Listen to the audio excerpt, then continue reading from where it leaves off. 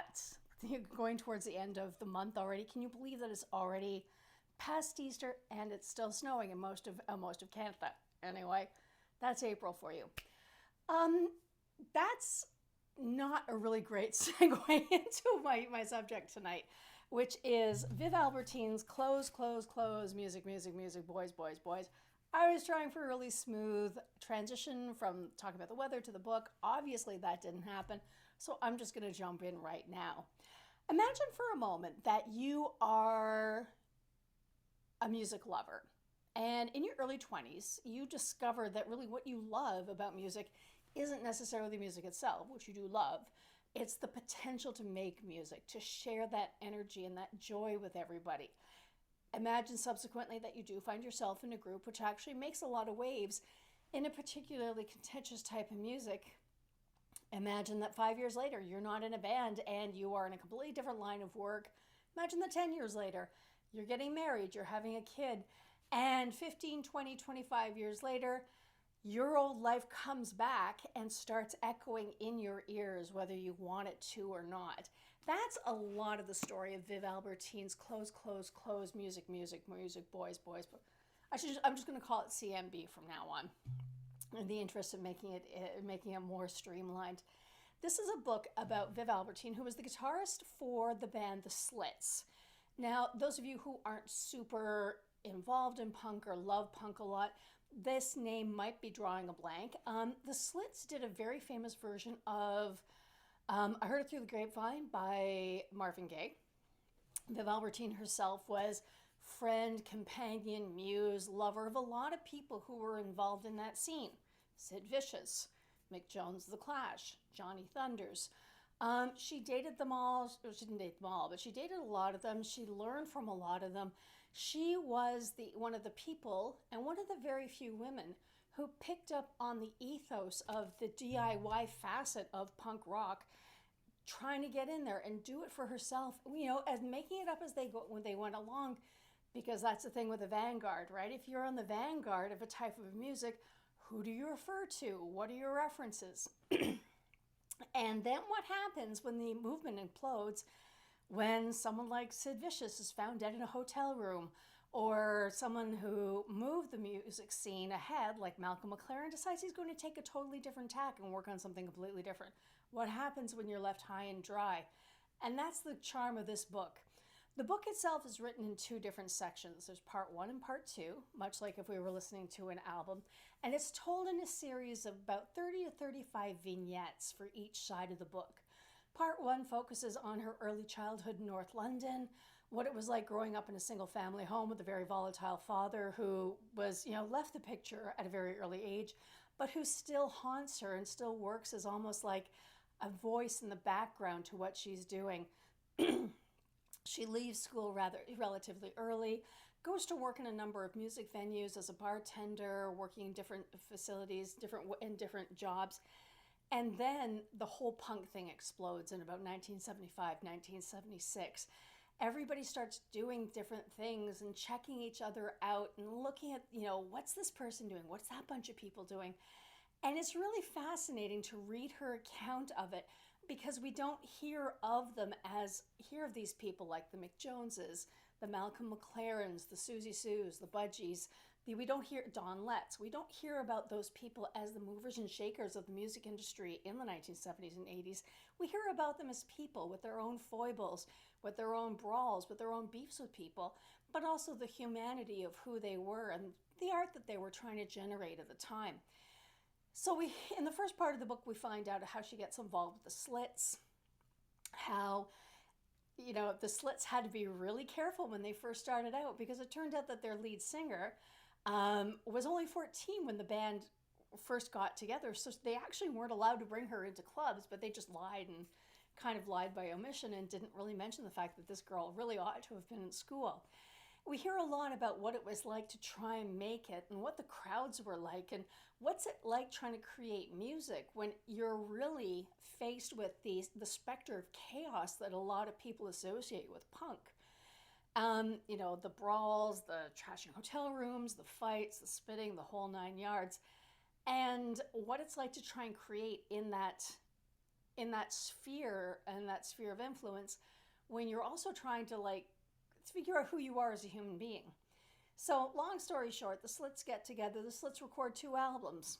Second one doesn't really do as well, kind of gets fobbed off by a bunch of different record companies.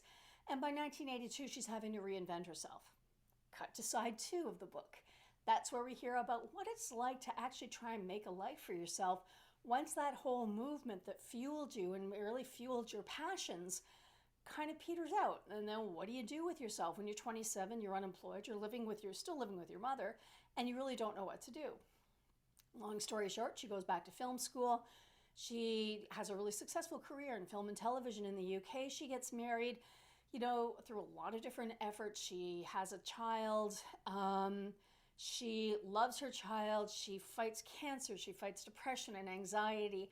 And at some point, that muse, that fire that we first talked about when she was in her early 20s, that fire to create, to make music, starts rearing its ugly head again. And she doesn't know how to deal with it because on the one hand, what do you do with that when that passion comes back and you've got to start thinking about like, well, do I kill the passion? Do I just ignore it? Or do I roll with it? And she does the third. So in her mid to late 40s, she goes out against her husband's wishes, buys a guitar, buys an amp, starts writing new songs of her own. By this time, the Slits have reformed, but she's indicated that she's friendly with them, but she's not interested in getting back involved with them. But she goes out, she starts writing her own songs. She's terrified. She hasn't been on a stage in 15 to 20 years, and all of a sudden she's supposed to get up there and do it all again. And she does. She gets up. She spends a year and a half playing open mics in around Hastings and the southeast of the UK. She records an album. She still has all these connections to all these really great people from the punk era, plus their kids on top of it. So she's got 2 generations of talent to come back to. The music survives, the marriage doesn't. She ends up moving back to London, back to her mother's for a little while, and then gets a place of her own. But she's got her daughter with her. She's got her music. She may not be the prosperous wife of somebody who does really well in architecture, but she's doing her own thing, and she's living her, I guess what we would say now is she's living her best life, and she's able to get out there and do it because that's who she is. So even though she drifted away from that one essence that defined who she was and where she felt like she was most at home and like the most comfortable in her own skin, she's able to go back out and find that and do that for herself again in her 40s and her 50s. So you can understand why the book resonated with me, although I will say that's not why I picked it up. I just picked it up because I thought, oh, Viv Albertine, she's in the Slits. I love the Slits. But it's a really inspiring story, and especially now that we're getting into what hopefully will be the after times of the pandemic. I think this is a book that will resonate with a lot of people because it's about finding those passions and going back to the thing that drove you, the thing that moved you the most when you were younger, and trying to find that for yourself and say, hey, listen, it's never too late to create art. That old quote of Doris Lessing's, the South African novelist, it's never too late to be who you might have been. And that's the wonderful redemptive part of this story, is that she may not be a member of the Slits anymore. She's still known for being a member of the Slits, obviously. She may not be one of the Slits, but she's managed to evolve and become an artist in her own right. And that's the most delightful thing of the book. There's a little bit of a sad tone at the end of the book because then we find out the stories of the people from that scene who didn't make it, especially 3 people who were very key to her as she was developing as an artist, who all died within about 6 months of each other. Polly Styrene of X-Ray Specs, Ari Up, who was the singer of the Slits, who died at 48 of breast cancer, and Malcolm McLaren himself, the original impresario of the whole punk rock scene, and what it was like to lose those people, those really fundamental key players in her life, just as she's starting to get back into the music again. So, totally recommend this book. It is a very fast read. All of the vignettes are very, very short. I think like the longest one's maybe 5 pages long. So it's great because it's not like she's really forcing that narrative thread all the way through each part of the book. It's you get this little snippet here, and you get this little snippet here, and this little snippet here, and they all link together, but it's not forced together like some sort of big progressive rock symphony. It's just small piece, small piece, small piece, much like a lot of, like the Ramones songs. A lot of them weren't more than 2 or 3 minutes long. Same thing here. So again, that is Viv Albertine's Close, Close, Close, Music, Music, Music, Boys, Boys, Boys, published by Faber and Faber in the UK. I got this copy through Book Depository in the UK. If you are interested in reading it, but you're not particularly interested in investing in your own copy of it, don't forget that here in Ontario, we do have the interlibrary loan system. So if any public library in Ontario does have this volume, you can go to your own public library and request that it be sent to you for a 4-week loan. It's a great way of being able to get your hands on a bunch of books that you may not want to invest in, but you're still going to enjoy reading. So that's it for this week. Coming up in May, we've got Hamilton Month for 2 very specific reasons. First off, May 3rd, in 2 weeks' time, we've got Beautiful Scars by Tom Wilson. Now, just a note for those of you who really enjoy rock and roll documentaries, there is a documentary film version of this book that is just on the verge of being released. And on Monday, May 2nd, the Hot Docs Festival down in Toronto is going to be screening this online for a week. I think it's $10.50 to be able to get the pass, and you get to see it within 48 hours of its launch, or the 48 hours within the first time you log in. And it promises to be really interesting because you get to see the visual elements of all these things in the story.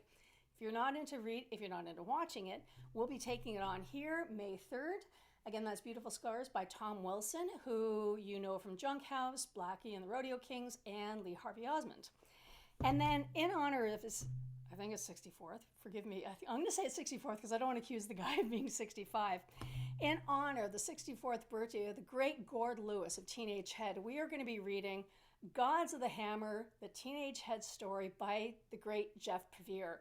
What I love about this book, as I've said before, is that it's not so much a document. It's not a document. It's not a story.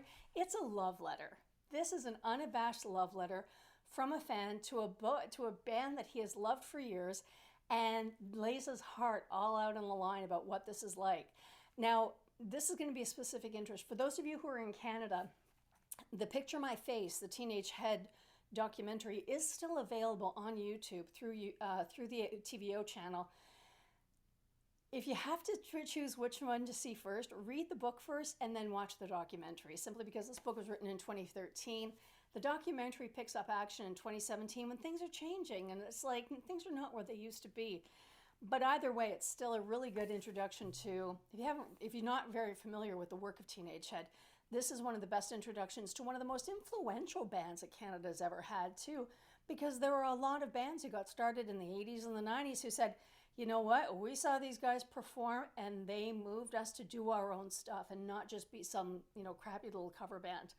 So, May 17th, Gods of the Hammer, Teenage Head story by Jeff Pevier. If you're looking to read ahead in June, and I can't believe that we're talking about June already, oh my God. If you're thinking about reading ahead for June, we've got June 7th, Kim Gordon, Girl in a Band. Recently, I have to look at my Punk Girls Diary calendar. Kim Gordon, Sonic Youth, what more am I going to say? Especially because I haven't read the book yet. So, again, May 3rd, Tom Wilson. May 17th, Teenage Head. June 3rd, Kim Gordon, Girl in the Band. Thanks very much for tuning in. If you're interested in subscribing to the channel and getting the information about the Rock&Roll Book Club and all my other videos as they come out, feel free to subscribe here. I'm always glad to see new subscribers. In the meantime, read on, rock on, stay safe, and we'll see you soon.